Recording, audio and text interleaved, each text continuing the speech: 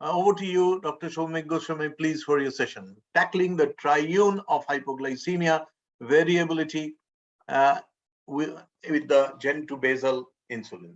Dr. Goswami is an assistant professor, Department of Endocrinology, and an associate editor, Indian Journal of Endocrinology and Metabolism, and has more than 50 publications in peer-reviewed journals. Dr. Goswami, the stage is all yours. Thank you. Thank you, Dr. Rai Chaudhuri, for the kind introduction. Now, for those of you who are staring at my screen, and if you're wondering what does triune, T-R-I-U-N-E, refer to, I was similarly left wondering a few days back when I was given this topic to speak on. But as usual, the good old internet came to my rescue, and when I searched for triune, I found that triune is actually a word which is of Christian origin. It's of biblical origin. It refers to the Holy Trinity of the Holy Father, Jesus, and the Holy Spirit. Now, if you're wondering what religion has got to do with science, because we'll be discussing science today, I too was left wondering, but actually they are poles apart, because we know that it was famously remarked that religion is the culture of doubt, while science, rather religion is the culture of faith, pardon me, while science is the culture of doubt. So this lack of faith actually by clinicians, by researchers, in the good old trinity of fasting, postprandial glucose and HbA1c actually led to the newer concept of including hypoglycemia, glycemic variability, and possibly time in range, so that we move from doubting the holy trinity of fasting PP, HbA1c to a new era where possibly we will include more parameters while monitoring and treating patients with diabetes. Now, to keep things simple, I'll first take you through the flow of the presentation, which is first I'll be dealing with the new triune, or the so-called new trinity, which has popped up in the management of diabetes. I'll be talking of their basics. I'll be briefly touching on what big global associations have to speak about this new trinity. I'll be then touching on how basal insulin therapy can be used to tackle this trinity, the new trinity, not the old one. And of course, I'll be ending by comparing the very latest basal insulins in terms of their effects on blood glucose control, particularly with reference to hypoglycemia and glucose variability. Now, as I said, glycemic variability is something which forms the cornerstone of the newer concept of management in type 2 diabetes and also possibly in type 1 diabetes. Now, what exactly is glycemic variability? Now, as the word denotes, it means the day-to-day and the within-day fluctuation from one point of time to another in blood glucose levels, which means that at one point of time, you might be having a blood glucose level of, say, 72, and at another point of time, you might be having a blood glucose level of 192. Now, this point-to-point fluctuation is what constitutes glycemic variability. And there are studies which have shown that independent of HbA1c, glycemic variability leads to more oxidative stress. And if the variability is on the lower side, if it goes on to the lower levels of blood glucose level, you automatically have what is called severe hypoglycemia. Now, again, as a clinician, we know that severe hypoglycemia is extremely bad, but most people recover from severe hypoglycemia. Oxidative stress sounds something serious, but what are the clinical implications actually? The clinical implications of glycemic variability are not merely theoretical, but much, much significant, because most importantly, it could lead to increased mortality. So even if it does not lead to increased mortality, more glycemic variability has a very strong association with cognitive impairment. So it could increase your risk of developing dementia. And of course, it also increases the risk of macrovascular complications. There is a big association between increased glycemic variability with markers of macrovascular disease and cardiovascular damage. Just to have a closer look again at what this glycemic variability and time in range is. If you look at the image on your screen to your right, you see two lines, a red line denoting a blood glucose level of say around 80 milligrams per deciliter, and a yellow line denoting a blood glucose level of say 140 milligrams per deciliter. Now, most of us would love our patients to maintain their blood glucose levels between this 80 to 140 milligrams per deciliter, because that means that the patient is neither experiencing hypoglycemia nor experiencing hyperglycemia. And that, simply put, is the concept of low glycemic variability and more time in range. If you look at the image to your left, you see three different patients, all of whom have a HbA1c of 7. Now, out of these three patients, there could be two patients who are also experiencing periods of hyperglycemia and experiencing periods of hypoglycemia. But we know that since HbA1c is the mean blood glucose level, the hypos and the hypers may neutralize each other out, and you get a perfectly good HbA1c.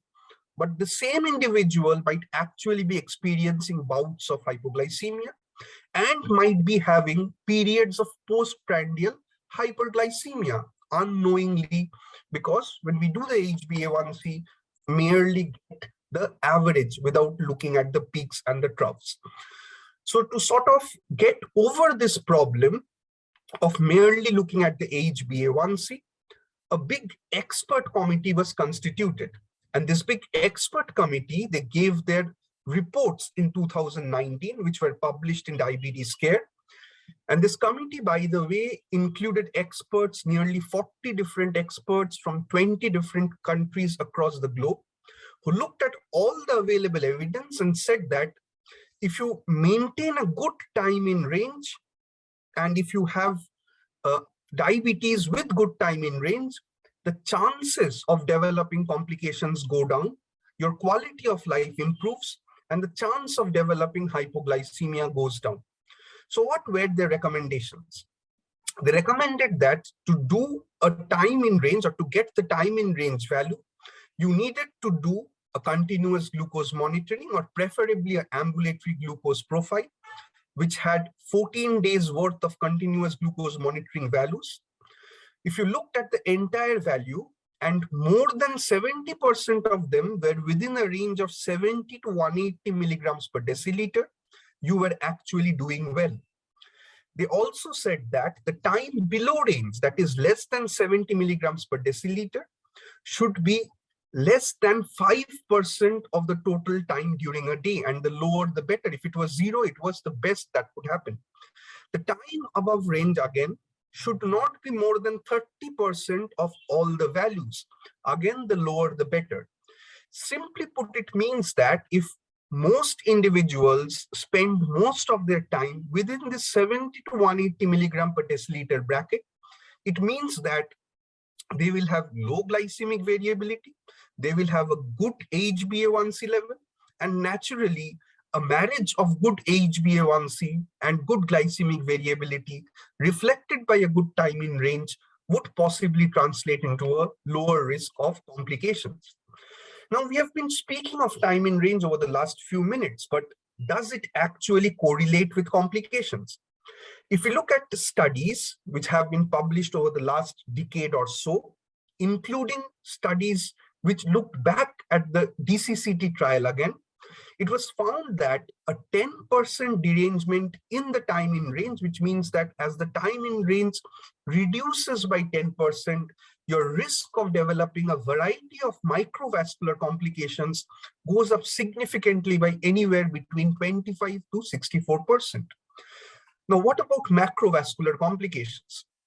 There are several studies which have found that if your time in range goes down, you have an increased risk of having worsening of your carotid intima medial thickness. Now, again, honestly speaking, at this point of time, we do not actually have hard data that if you reduce the time in range, you are going to reduce the risk of microvascular or macrovascular complications. But logic dictates that if your time in range is good, you have good HbA1c levels, and you have good glycemic variability as well, which in turn should of course translate into a lower risk of vascular complications. And as the saying goes, the lack of evidence for benefit is not the same as evidence for lack of benefit. So possibly we need bigger trials, newer trials, which use TIR as an active intervention to see if it reduces the risk of vascular complications. Now, at this point of time, TIR is something, or time in range is something which possibly some of us have started to use in our practice to some extent. But the scenario was entirely different, say around 10 years back. Now, this continuous glucose monitoring or ambulatory glucose profile is not something which has suddenly popped up. It was there from the early 2000s, but it was only in around 2012 that the first committee was formed, which looked at this time in range concept in a conclusive scientific manner. But it took 7 years before the expert committee, which I was speaking of, actually brought out the first concrete set of rules regarding time in range. Of course, there are other subgroups also, like pregnancy time in range, type 1 time in range, adolescent time in range, and I would not like to burden you with all those statistics.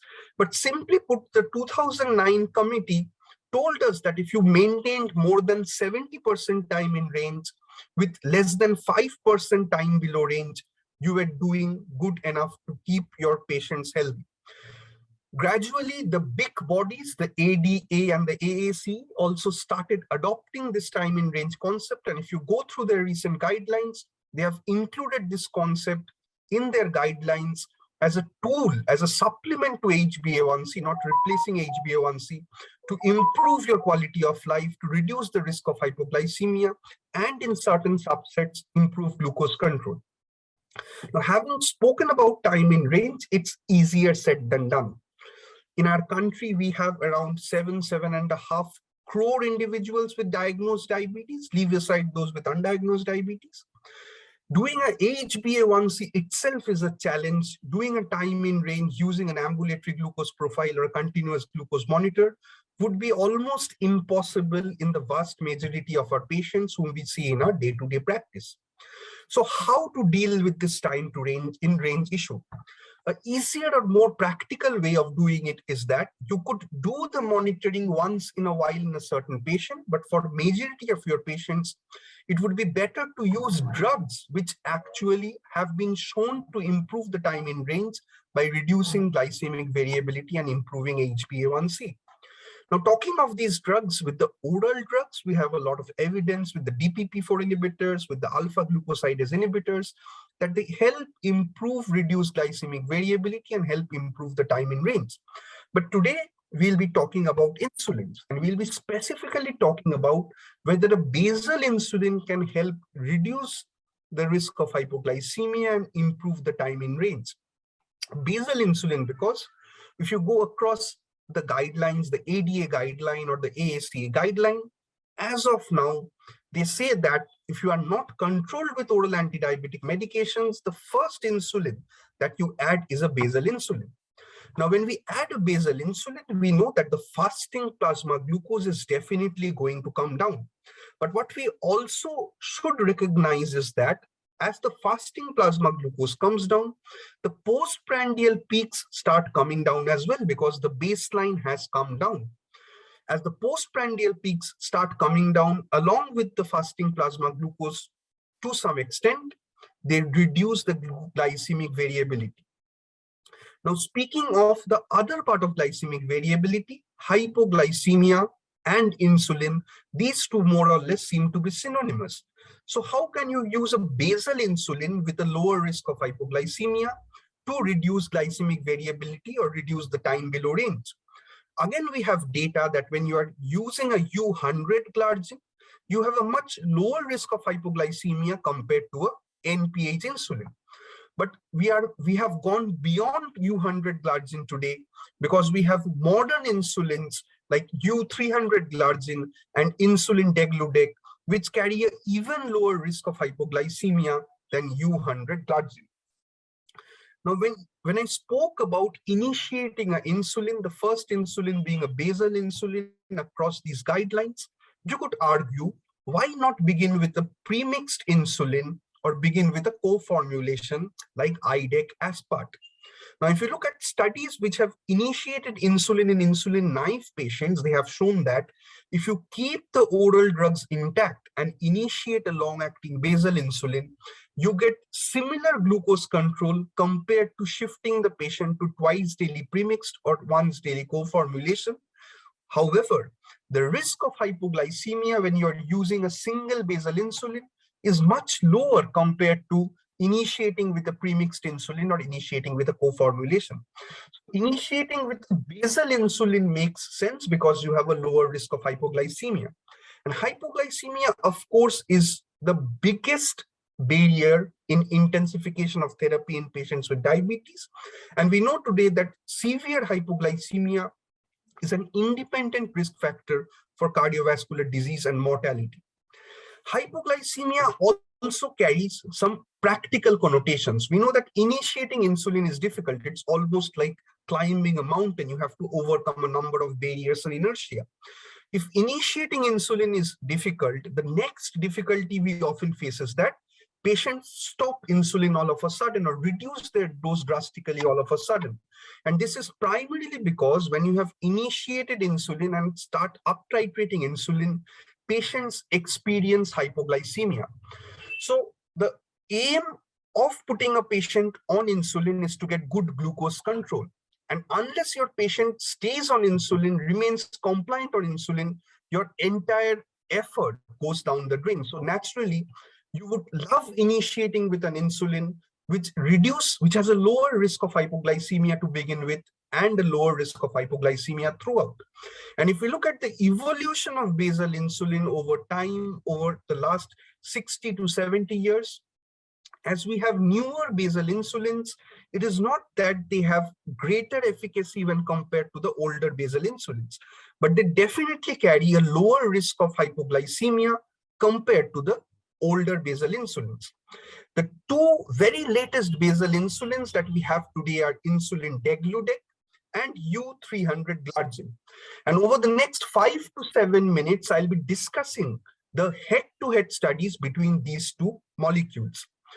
As I discussed a short while earlier, while you are initiating insulin, you're overcoming a big barrier, but the next big hurdle remains discontinuation or an abrupt dose reduction of insulin because of hypoglycemia. The BRIGHT study gives us a bright perspective in this direction. In this study, about 450 odd individuals were randomized to U300 insulin and 450 odd individuals were randomized to insulin degludec. Both these groups of individuals were insulin naive to begin with and had poor glucose control. During the first few weeks, the insulin dose was up titrated in a treat to target fashion, and it was maintained over the next 12 weeks. Now, in terms of efficacy, as with the older basal insulins as well, the latest two basal insulins were head-to-head, neck-to-neck similar in terms of glucose control.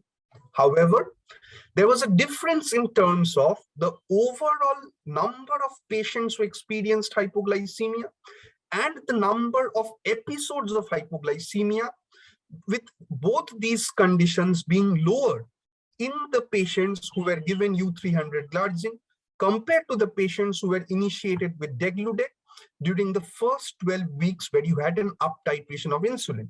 And as we discussed, when you have initiated insulin and you're up titrating insulin, a hypoglycemia there can lead to discontinuation or abrupt dose reduction of insulin.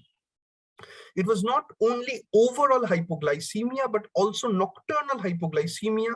The number of episodes of nocturnal hypoglycemia during the titration phase was lower with U300 glargine compared to insulin degludec. If we just have a snapshot of the BRIGHT study, you get to see that a number of episodes of hypoglycemia were significantly lower with U300 glargine compared to injection degludec when you were up titrating after initiating insulin. As we discussed earlier, if you experience hypoglycemia here, you have a far worse outcome in terms of compliance compared to not experiencing a hypoglycemia immediately after initiating and up titrating insulin. Now, the BRIGHT study looked at hypoglycemia using the good old capillary blood glucose monitors.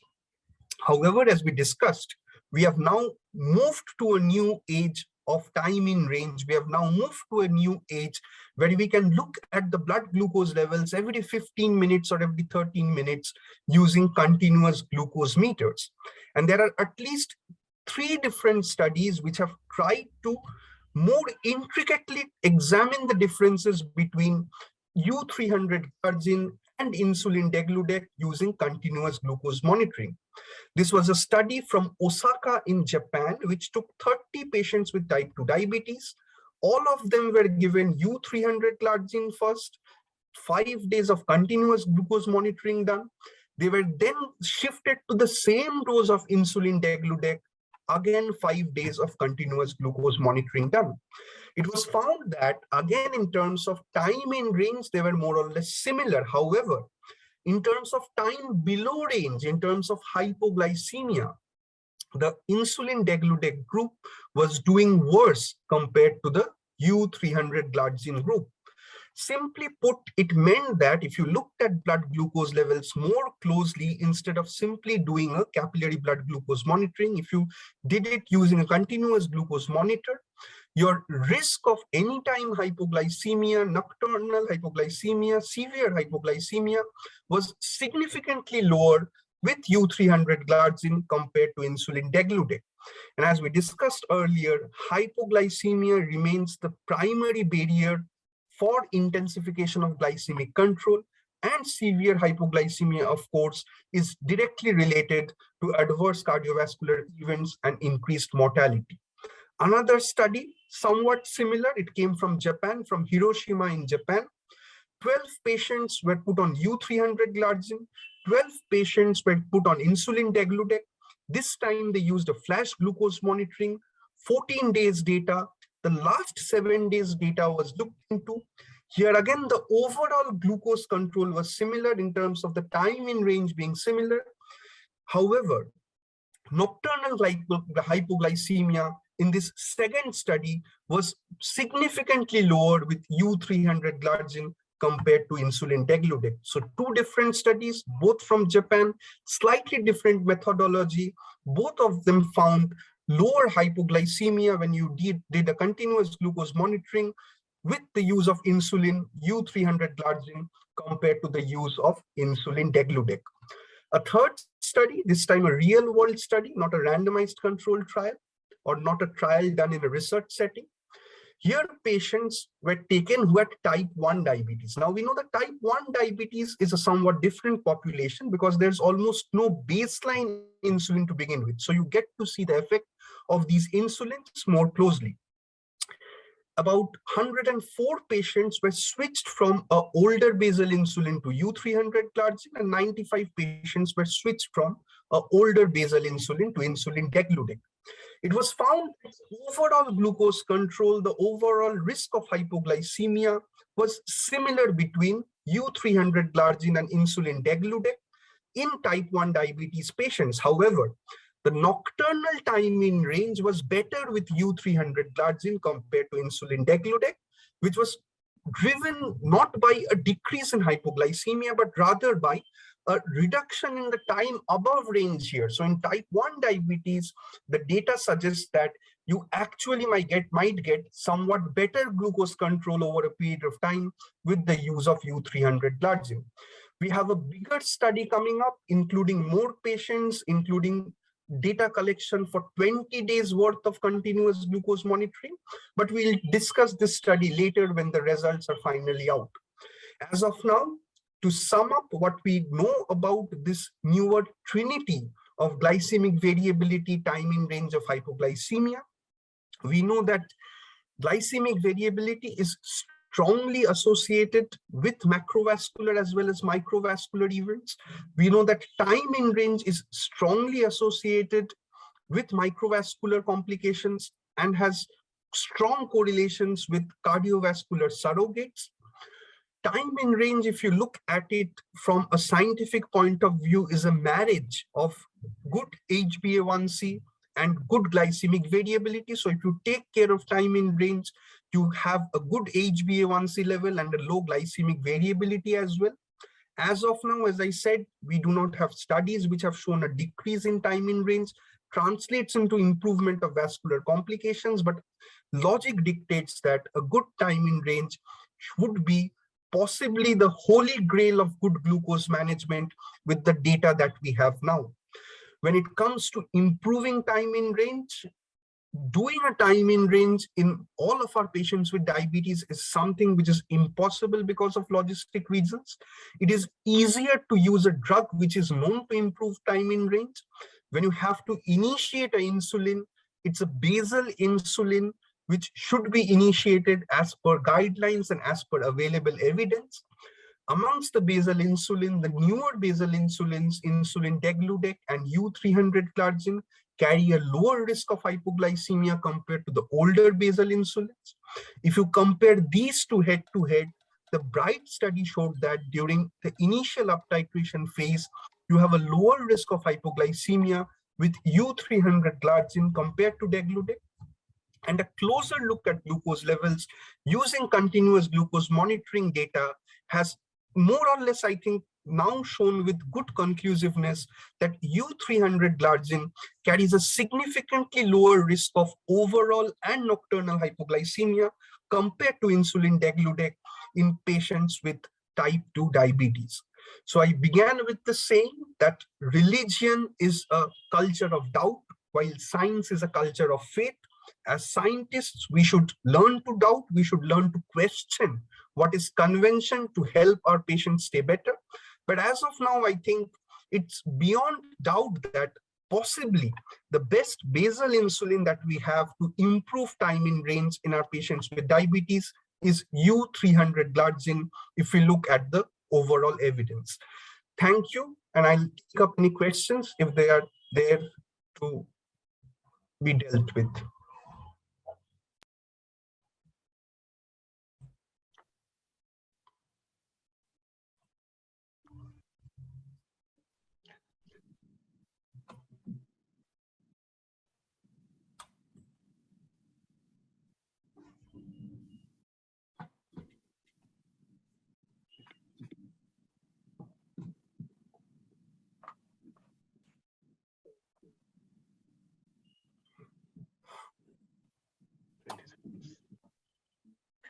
Thank you, Shomik. Thank you for your wonderful talk.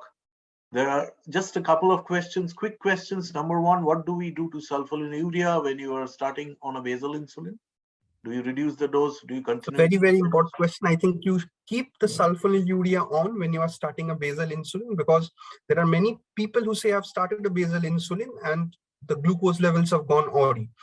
So you keep the sulfonylurea on board. Say you give it before breakfast, you give a basal insulin during the evening or at bedtime, or if you're using the ultra long acting U300 or insulin degludec, you can even dose them in the morning or any time during the day.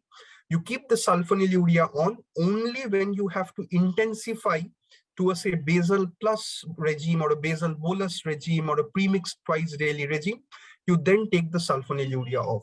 So you stick to the so-called basal once and daytime sulfonylurea regime. Okay. Second question is, what about pioglitazone with basal insulin? What do you do with it? So I think pioglitazone with any insulin, that should be the question. So if you look at the guidelines, again, I won't say what I feel. If you look at the guidelines, they say that in patients who require a very high dose of insulin, you can consider the use of pioglitazone, keeping in mind the fact that when you're using pioglitazone with insulin, you should expect greater weight gain and a greater risk of fluid retention and subsequent edema and possibly increased risk of heart failure as well. So it's a double-edged sword. In some patients, I do use pioglitazone with insulin if there's no, say, contraindication to the use of pioglitazone, or whom I can monitor closely to look for fluid retention and chances of incipient heart failure. So in difficult to manage cases who are requiring a very high dose of insulin, the guidelines say that you can add pioglitazone. Of course, with good monitoring. Last quick question before I move on to the next session. One of our delegates has asked whether one of our delegates has asked a very, very important question. A 7-point a 7-point glucose profile, can it point towards, maybe it's a cheaper option rather than the AGP or anything? Can it give us any data regarding, can it be of any help with regards to TIR? Why not? Because with AGP, we are doing a 96-point glucose profile. So the more the better, the more the merrier, but 7 is better than 2 or none. So multiple points At least we CBG can pick up the molecule will postprandial definitely peaks. give you an idea. Will definitely give you an idea. At least we can pick up the postprandial we can do a 3 a.m. and pick up some nocturnal hypoglycemia as well. So yes. Okay. Thank you, Shomik. Thank you for your presence, and our heartiest congratulations for this wonderful deliberation. Thank you for your time.